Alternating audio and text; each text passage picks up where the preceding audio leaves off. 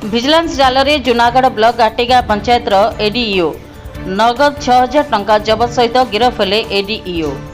କଳାହାଣ୍ଡି ଜିଲ୍ଲା ଜୁନାଗଡ଼ ବ୍ଲକ ଅନ୍ତର୍ଗତ ଆଟି ଗାଁରେ ପ୍ରଧାନମନ୍ତ୍ରୀ ଆବାସ ଯୋଜନା ଘର ନିର୍ମାଣ ସକାଶେ ଲାଞ୍ଚ ନେବା ଘଟଣାରେ ଆଜି ଦିବା 12 ଘଣ୍ଟା ସମୟରେ ଏକ ସରକାରୀ କର୍ମଚାରୀଙ୍କୁ ଭିଜିଲାନ୍ସ ବିଭାଗ ଧରିବାରେ ସଫଳ ହୋଇଛି।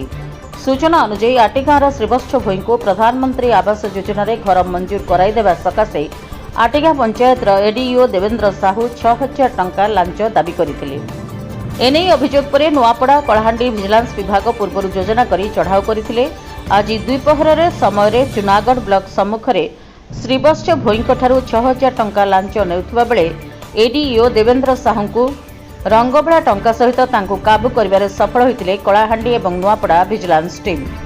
ତାପରେ ଭିଜିଲାନ୍ସ ଅଧିକାରୀମାନେ ତାଙ୍କୁ ଅଟକ ରଖି ଭବାନୀପାଟଣା ସ୍ଥିତ ଭିଜିଲାନ୍ସ ବିଭାଗ କାର୍ଯ୍ୟାଳୟକୁ ନେଇ ଅଧିକ ତଦନ୍ତ ଆରମ୍ଭ କରିଥିବାର ସୂଚନା ମିଳିଛି। ଏହି ଘଟଣା ପରେ ଅଞ୍ଚଳରେ ଚର୍ଚ୍ଚା ବିଷୟ ଜୋର ଧରିଥିବା ବେଳେ ସରକାରୀ ବାବୁମାନେ ଏହିଭଳି ଅନେକ ସରକାରୀ ଯୋଜନାରେ କେତେ ଯେ ଏଭଳି ନିରୀହ ଗରିବଙ୍କୁ ଶୋଷଣ କରୁନଥିବେ ଜନସାଧାରଣ ପ୍ରଶ୍ନବାଚୀ ସୃଷ୍ଟି କରିଛି।